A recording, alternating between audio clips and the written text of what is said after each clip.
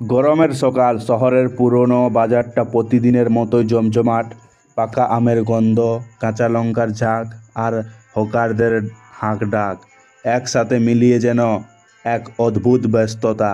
এর মাঝেই ঢুকলেন একজন মহিলা, সাদা সালোয়ার কামিজ, মাথায় ওড়না টেনে মুখটা আড়াল করে রেখেছেন, হাতে একটা কাপড়ের ব্যাগ।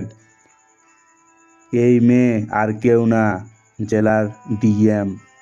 মাত্র কয়েক মাস হলো জেলার পোস্টিং হয়েছে, শহরের নানা জায়গা ঘুরে দেখছেন, কিন্তু সম্প্রতি কিছু অভিযোগ তাকে ভাবিয়ে তুলছে।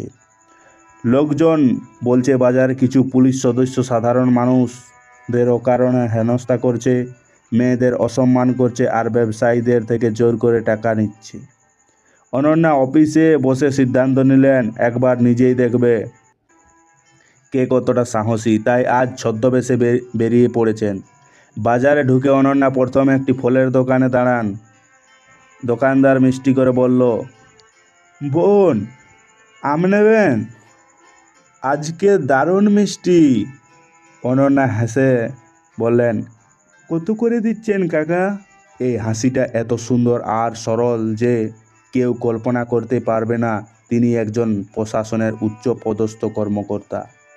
কিছুক্ষণ পর অনন্যা একটি সবজি দোকানের সামনে দাঁড়াতেই পাশের দোকানের একজন ফিসফিস করে বলল, ওই যে নতুন মেয়ে এসেছে, সাবধান আজকাল। ঠিক তখন এই ভিড়ের মধ্যে একজন পুলিশ অফিসার, বিকাশ সিং, যিনি এই এলাকার ডিউটিতে থাকেন, এগিয়ে এসে রুক্ষ গলায় বলল, এই বাজারে এভাবে ঘুরছো কেন? ছবি তুলছো, স্পাইং করছো নাকি? অনন্যা কিছু বলার আগেই সে বলল, চল থানায়, আগে আইডি দেখাও। অনন্যা শান্তভাবে বললেন, আমি তো শুধু বাজার করতে এসেছি। সে হেসে বলল, বাজার? তোর মতো মেয়েরা বাজার করে না, কাজ করে, অন্য জায়গায় চল। এবার সে হাত বাড়িয়ে অনন্যার কাঁধের হাত রাখতে টানতে যায়।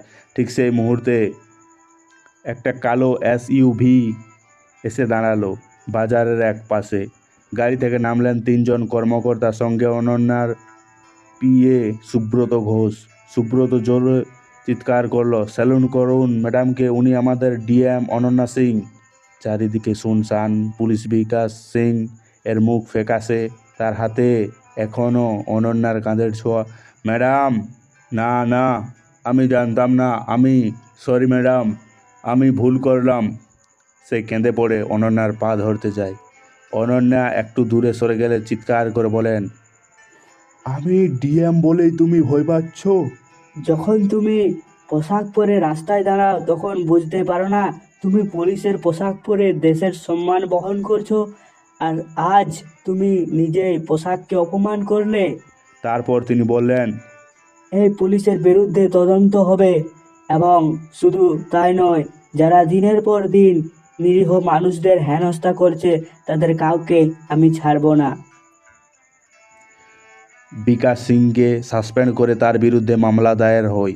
বাজারের লোকজন অনন্যা ম্যাডামকে ঘিরে ধরে, কেউ চোখের পানি দিয়ে ধন্যবাদ দেয়, কেউ বলে, আজকে আমরা বুঝলাম প্রশাসনের মধ্যে এখনও ভালো মানুষ আছে।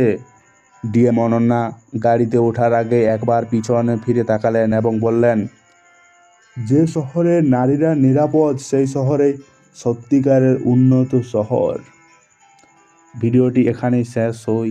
যদি ভিডিওটি ভালো লেগে থাকে কাহিনীটি, তাহলে লাইক দিবেন, সাবস্ক্রাইব করবেন চ্যানেলটি এবং কমেন্ট করতে ভুলবেন না।